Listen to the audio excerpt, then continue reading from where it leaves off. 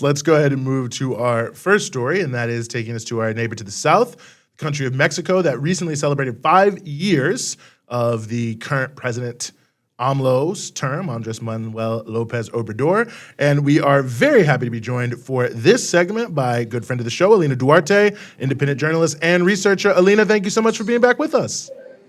Well, thanks for having me again. Well, the pleasure is all ours. And I have to say, it was a little bit of a flashback to 2018 there, Alina, to see the Zocalo so filled with people. I remember we were actually both there in 2018, 5 years since AMLO has come into power. I mean, I know this is a big topic because it's 5 years, but I mean, maybe give us just an overview of some of his main points and what would, motivate so many people to come out and celebrate this anniversary. Well, actually, last Saturday we saw a complete party for the anniversary of the so-called fourth transformation. Remember, the first transformation was the independence, the second one was the revolution, and the third one was the reform here in Mexico. So the fourth transformation starts not only in 2018, but years before when AMLO was also the candidate for presidency here in Mexico. But after a fraud in 2012, after Peña Nieto, who bought the presidency in 2012. Finally, the 1st of July in 2018, AMLO won with more than 30 million votes after a so-called war on drugs, exactly the same as it happens in Colombia. So people were tired here in Mexico. I know that most of the people who voted for AMLO not only supported him as a candidate, but also as, the difference, or it was a complete change of the policy on drugs that Felipe Calderon used to have here in the country. So people were really tired about the other presidents after Vicente Fox, Salinas de Gortari, all these neoliberal presidents and terms before AMLO won 5 years ago. So when we saw these images that now we are looking here, it was such a party. It was completely amazing just to be there with 250,000 people gathering from all over the country here in downtown. It was amazing. People were just not only celebrating the victory, but also just expecting for what's next in September the 6th, we are going to know who is going to be the candidate of Morena or of the so-called for transformation, who is going to succeed President AMLO. And that's when I was interviewing people in downtown here in Zocalo, they were saying like it doesn't matter who is the next candidate. We are here to build the fourth transformation. We already know, or that is the image of the government, that these are only the roots of the transformation. That after this so-called war on drugs, definitely we cannot end these effects of the neoliberalism here in Mexico, and also we cannot deny that there is a complete agenda for the next president in the country. So during the last 5 years, we've seen a lot of things. We've seen a lot of social programs. For example, one of each four Mexicans already has one social programs. It doesn't matter if they are youth or indigenous people or women. There are so many kind of social programs. There are specifically two that are like the main social programs of this government. That it's the youth building future, jóvenes construyendo el futuro.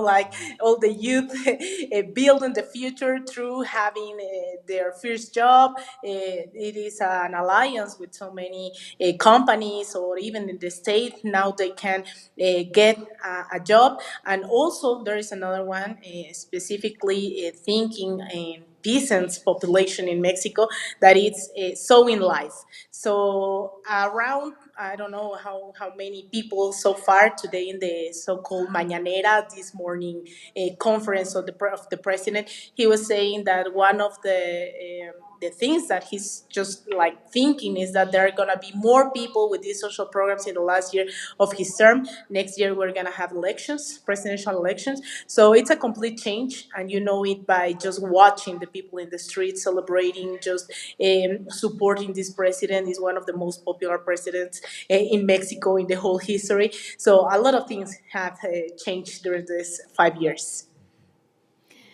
So, Alina, I just want to note to our viewers that we got to see you in Mexico a few months ago because me and Zoe Alexandra from People's Dispatch were able to sit down with Claudia Scheinbaum, who actually just stepped down as the head of government in Mexico City to run for the to be the presidential candidate for the Morena Party ticket, and I think she's the front runner. So I recommend people go check that out at some point because it's a really good interview.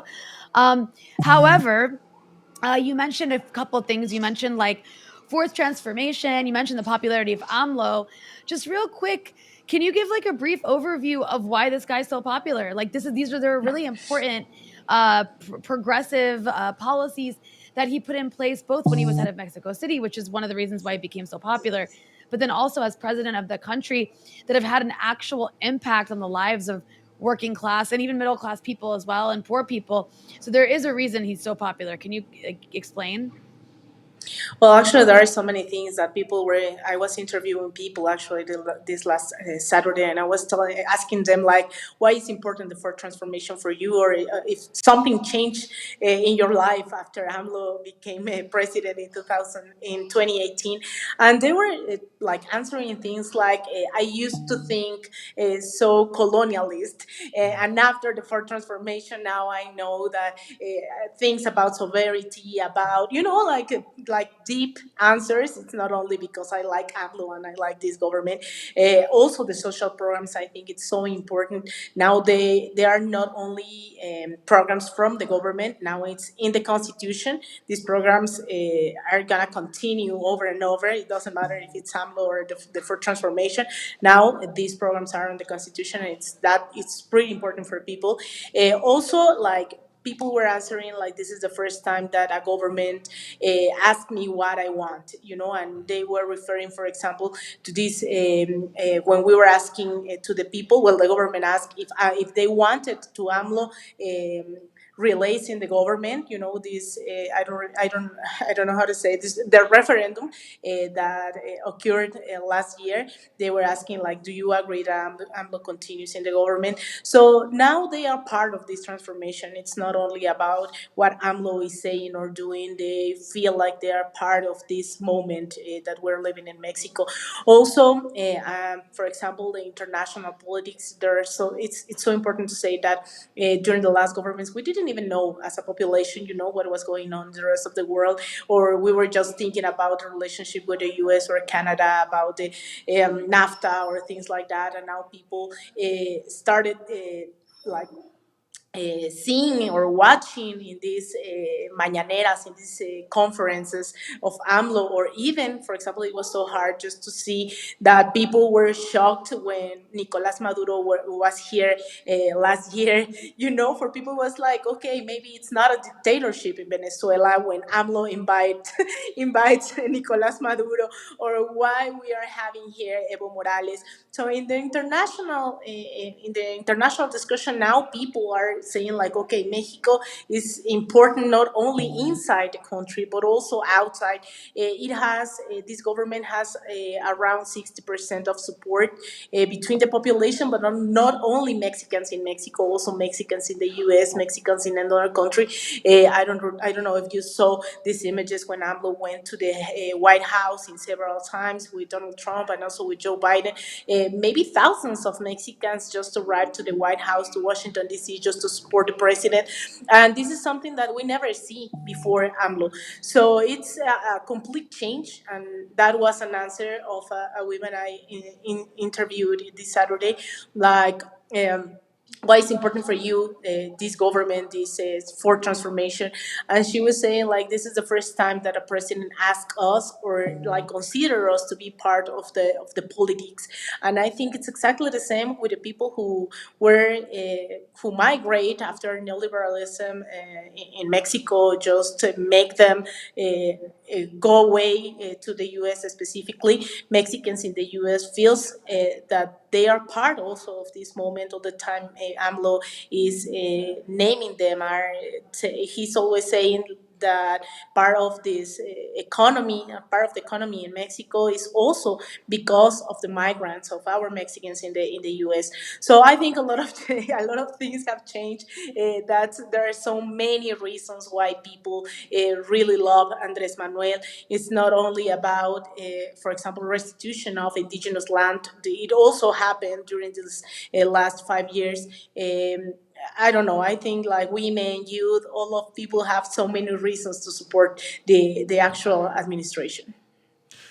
Well, one of the things you mentioned a couple times here, AMLO's daily press conferences, which are quite something for those who don't know anything about them. And a recent one, I have to say, he revealed what was quite frankly a fascinating piece of information, and it was about what Mexico has been doing in El Salvador and also in Honduras, where they're helping small farmers to do their thing, earn their livelihood, and it was showing that in the counties or the regions of the two countries where they had been helping, the number of migrants had just dropped. The bottom had fallen out, like I think 50 some percent in Honduras, 31% in El Salvador. I know you have looked into this, you've reported on this. Talk to us about what exactly they're doing, because it seems like this is a really groundbreaking effort there in Central America. Yeah, actually, these social programs, specifically two of them, Youth Building the Future and Sowing Life, they are not reaching only one in for Mexicans, but also they are reaching 2,000 people in Honduras and 2,000 people in El Salvador. But also, actually, in recent days, the president even announced that these programs would be reaching 5,000 peasants in Cuba. So we are talking that not only he's not actually we are waiting because of what's going on in Haiti. Supposedly it was gonna also work with Haiti in these programs, but I mean it has been almost impossible just to coordinate this kind of aid. He was trying to say, AMLO was saying like there was an obstacle, a clear obstacle in the case of Haiti. Also in Belize, he went last year, May last year. He visited Belize, Cuba, Honduras, El Salvador, to just to in this just to establish these programs, and now it's almost 30,000 people who are benefited with these programs. What they are doing is, for example, with the peasants, they are helping them, they are paying them. Actually, it's like a kind of salary just to maintain them sowing their lands instead of just migrating. With the youth, it's exactly the same. They are collaborating. They have a kind of cooperations with a lot of companies in Central America or even here in the south of Mexico specifically. I mean, the rest of the country too, but specifically in the south of Mexico. So what they're doing is just like to promote this collaboration with these companies, so you can be there also with a salary that is the minimum wage. Also, the company pay a part of it, so they have a job that it doesn't cost to the company at all. So the government is paying a part of their salary. So it's exactly the same that they are doing in Honduras, in El Salvador, and now in Cuba. So I think it's amazing. It talks. I mean, it's we. I don't. I never thought at the beginning of this government 5 years ago that solidarity could be this strong as it is now, specifically with peoples, not only with governments. This is also AMLO went to Guatemala. It's not that all of these governments are leftist, specifically Bukele or whatever, but I think that the government is now helping the people in these countries, and it's going I think it's pretty successful. As you said, Eugene, the numbers of migration have decreased amazingly. It's not only about expectations, now it's a reality. These social programs are really working nowadays. And Alina, to build on what you're talking about, because you're mentioning so much of the region, I also think, like, aside from the issue of migration and how that's changed under AMLO, what about when we do talk about the rise of leftist or more progressive governments, and Mexico being a part of that fold? Why is that so significant for Mexico to be a part of that group of countries of progressive and more left leaning governments? Well, actually, it's interesting because I would like to say that AMLO is only part of leftist organizations in the region, but also it's part of the Pacific Alliance, that it was created specifically to go against the CELAC, to go against all of these governments. And now you have Gabriel Boric that in the region it's not having a real foreign policy to the left. But AMLO has been so intelligent. I'm impressed by how he has been managed all of this foreign policy.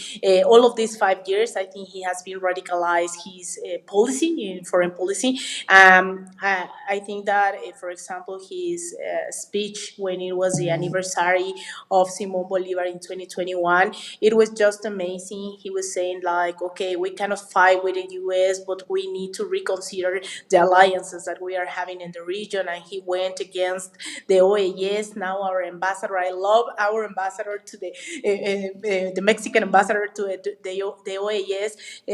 She told Almagro like, you are a hypocritical, you are the worst in the region. Like he went just straight. I remember that was our job as a journalist. But now is the Mexican ambassador to the OAS, the one who is just going against and frontally to Almagro. And AMLO has only not he has not only given asylum to Evo Morales or even to Pedro Castillo. I know it wasn't possible at all, but his family is here in Mexico City. He has just making several alliances even with the U.S. I know that it's not something new. For example, also Lázaro Cárdenas, president in the 40s, 50s, after the Second World War, we had a different foreign policy with the U.S. specifically because the U.S. needed our resources after the Second World War. But I mean, there has been a lot of changes in the relationship with the U.S. So now AMLO is like, okay, we are just continue with our alliance with the NAFTA, the new NAFTA, and also we are gonna make these social programs possible, like Youth Building the Future or So in Life in Honduras, in El Salvador, in Cuba. He for example, condecorate with the maximum distinction, I don't know how to say it, to the president of Cuba, Miguel Diaz Canel. And I mean, to be honest, I didn't think 5 years ago that it was possible. He strengthened the relationship with Cuba, with Central America, with Xiomara Castro, with Lula da Silva, with Gustavo Petro. I remember in his morning conference when Petro won, he put salsa, cumbia to celebrate that Gustavo Petro was the new president. So it was, it's something really new for even for me, that I was all the time just saying like our councilors, our presidents, they were leading. For example, the last administration was leading the group of Lima against Venezuela, and now it's completely different 5 years after the group of Lima. So I think for AMLO has been really important, and also he during the university he studied a lot the case of Salvador Allende in Chile. So I think that's a pretty important reason that he knows, he's aware of the relationship with the region, and he's going. Actually, AMLO, he doesn't used to travel a lot. He's not the chancellor is the one who used to go to another countries, events, etc. But the next September, he's going to Chile to the anniversary, the 70th anniversary of the assassination of Salvador Allende. These are the kind of things that make me feel that he's really aware of the situation in the region, the alliances that he has to make, even if it's Gabriel Boric now in the presidency. Of course, that is pretty important for the left in Latin America that he is in Chile in September. And I mean, I didn't expect this, but I'm so happy that this administration really takes the important that he's aware in the region. Now he's leading a change also in foreign politics here in Mexico. Well, Alina, as always, we really appreciate you coming on and helping us sort through all of these different, very important issues. And it will be quite interesting to see how the fourth transformation continues to evolve here in the next months. But as always, thanks so much for giving us some of your time here on the Freedom Side. Well, thanks for having me again. It's always such a pleasure to be with you, comrades. So my pleasure.